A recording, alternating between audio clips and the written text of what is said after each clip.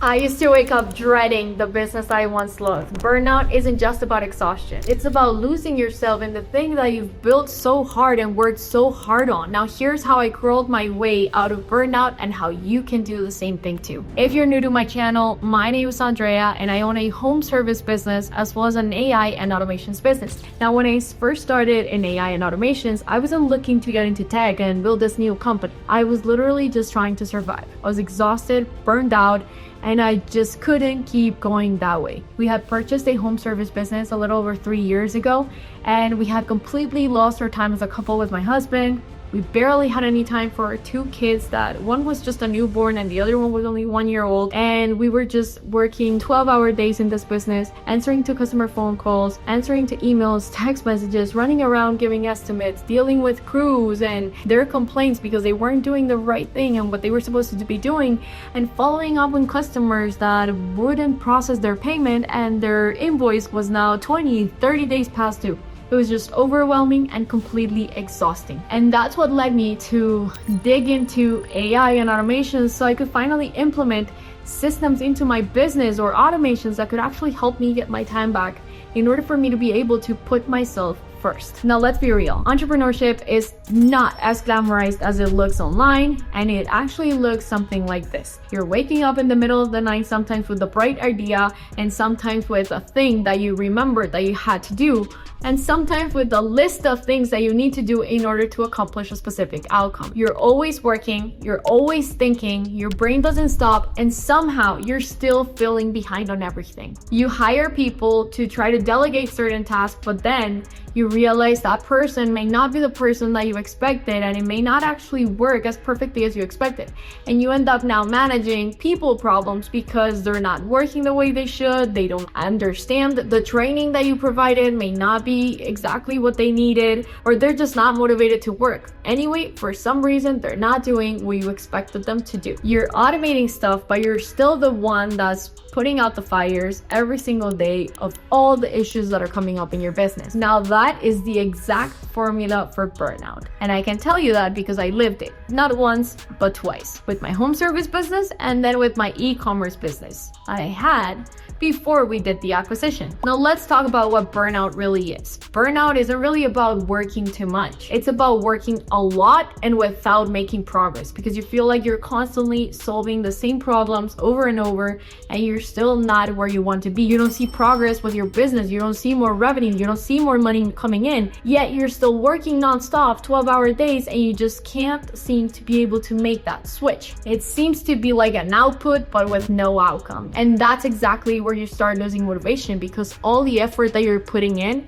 it no longer seems meaningful. Now let's go over a 3-tactic system that is going to help you avoid burnout. Let's go on to step number 1. That is micro wins equals macro momentum. So what exactly does this mean? This means that I stopped focusing on vague goals and instead I actually set KPIs for myself so that I would feel like I was actually making progress. Now you can't really control the outcome. You can only control your actions and what you do. And so if I focus my KPIs on the things that I actually had to do every single day, I would feel like I was making progress instead of focusing on the outcome. Now, focusing on the outcome would actually look something like focusing on the revenue of the business for this particular month. As much as I take action to ensure that our revenue goes up, it's something that I can't control, because I can't really control if 10 out of 10 customers decide to choose my service versus my competitors. However, what I can control is making sure that I reach out to those 10 customers within that particular month, and that I send them an estimate, and that I do my 120% to make sure that that estimate is as great and as perfect as possible. And so if I just focus on the things that I could actually do for myself, I could focus on the small wins and I could actually see that I was actually making progress. Now what I do now is I set clear goals for myself, and my goals are directly connected to the actions that I have to take. Again, not the outcome, because I can't control the outcome, but I can control the input, which is the action that I have to take on a daily basis.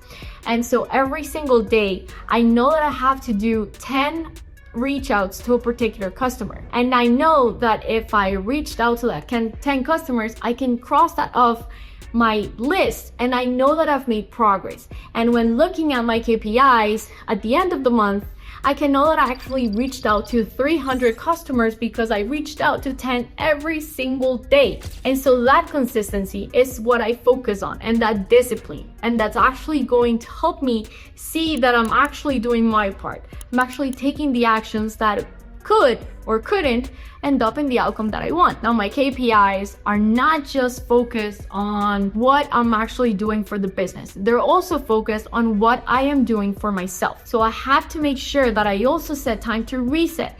If that means for me taking one day out of the weekend to 100% focus on myself, focus on my family, focus on my kids, only you know what those things that you need and that actually generate you more energy and that actually give you more clarity. What are those things that you need to implement on a weekly or on a monthly basis to ensure that you stay at the best shape in your life? What are those things that you actually need to implement on a weekly or on a monthly basis that are going to help you feel more energized? Because you actually love doing them, because there's things that actually give us more energy and there's things that actually drain the energy out of us. I know on my end that when I was having to chase customers, following up with them on past due invoices, that was sucking the life out of me. I hated doing that because I didn't want to deal with like the awkward conversation of, hey, why haven't you processed your payment? And so those things would actually drain the energy out of me. So the moment that I put an AI agent in place to follow up and call those customers that had a past due invoice every other day, every single day, to ensure that we got our payments, I literally took a huge load off my back. Now, on the other hand, there's things that actually give you energy. And for me, whenever I'm actually with my husband and with my kids and I'm fully present, and I mean fully, I don't mean like I'm out in the park and I'm still checking my phone and I'm still trying to juggle a million things, because that actually gets me more stressed out. I just feel like I'm not doing either of the two right. And so it actually gets me more stressed out and it drains more energy from me. Instead, if I'm fully present, I give them my 100%, it actually gives me energy and it makes me feel so much better. An additional thing that for me is a non-negotiable that gives me so much energy every single day is working out. I know that going to the gym and working out and just going there, I unplug, I disconnect, I don't think about anything related to work. And so when I'm back at the house and I'm actually back to work, I have a clear head. I'm feeling so much better and have more energy to actually work on things and do them more proactively. Let's go on to step number 2, and that's going to be delegate the things that drain you. And so in the previous step, I mentioned how for me, calling on those past due invoices and following up on payments with customers that didn't want to pay me was completely exhausting.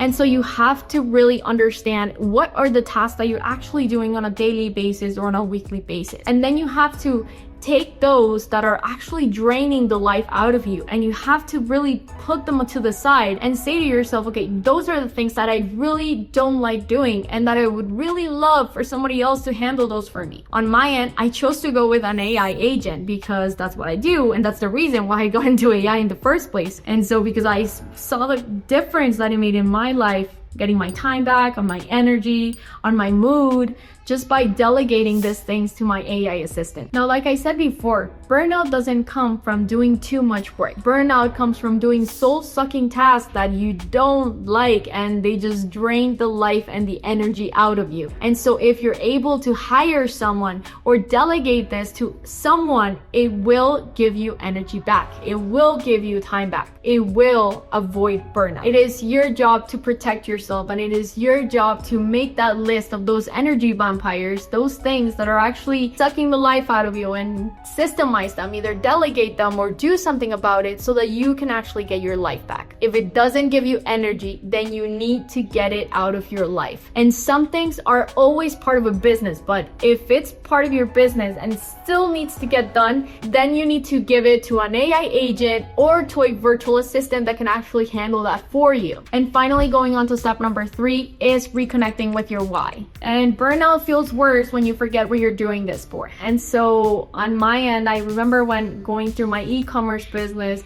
I had to really reconnect to why I had started that in the first place. And it was because my dog had been completely sick years before starting the business. He had osteoarthritis, and so that's why I started a pet supplement business online in the first place. And so sometimes it's really important to connect with your why. And that's one of the things that led me to go from wanting to work in my home service business and to making the decision to quit and basically tell my husband, hey, I don't really want to work in this anymore. I don't want to do this. I'm passionate about AI and automations. I want to help other business owners that are feeling the exact same way that I was feeling before.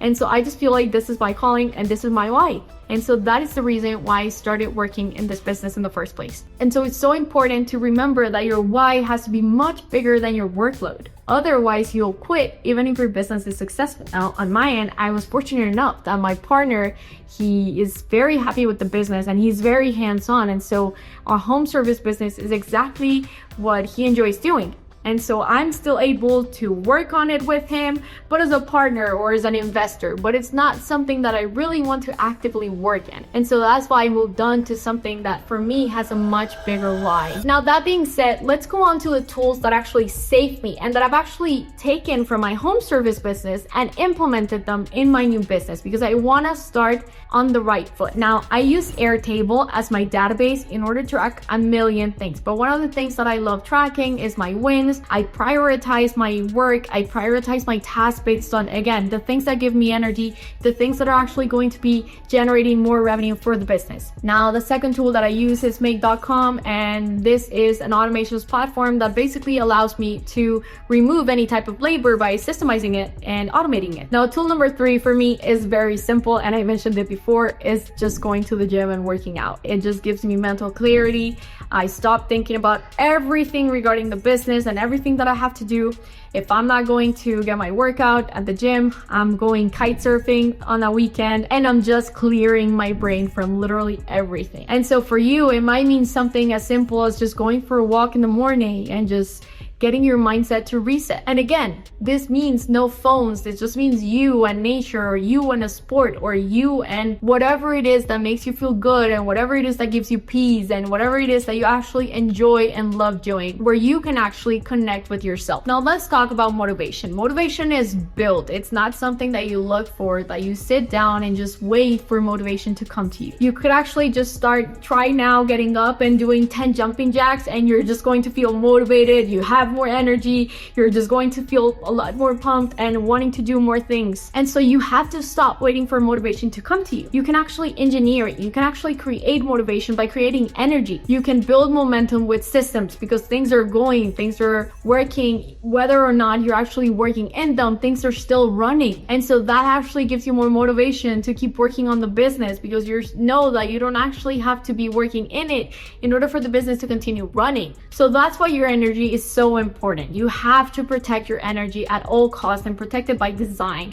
You have to make sure that you're conscious about what task you're actually working on. You're conscious about that you can actually move your body in order for you to get more energy and work on the things that you have to work on in order to get those micro wins, in order to get those in order to actually hit those personal KPIs. Now, you can actually build momentum with systems, because if you create systems and automations, you're going to notice that your business is actually going to be running without you actually having to work in it. So things are going to continue operating, continue working, and things are going to be much better, more efficient, because you have put certain systems and automations in place. And if you just use those smart tools and you implement those systems or automations and you just keep showing up, you're actually building that motivation that you're looking for. If you're tired of doing everything manually, I've actually put a link in the description box where you can actually book a 20-minute free audit with me. In this 20-minute free audit, I will not be wasting your time. We're going to discuss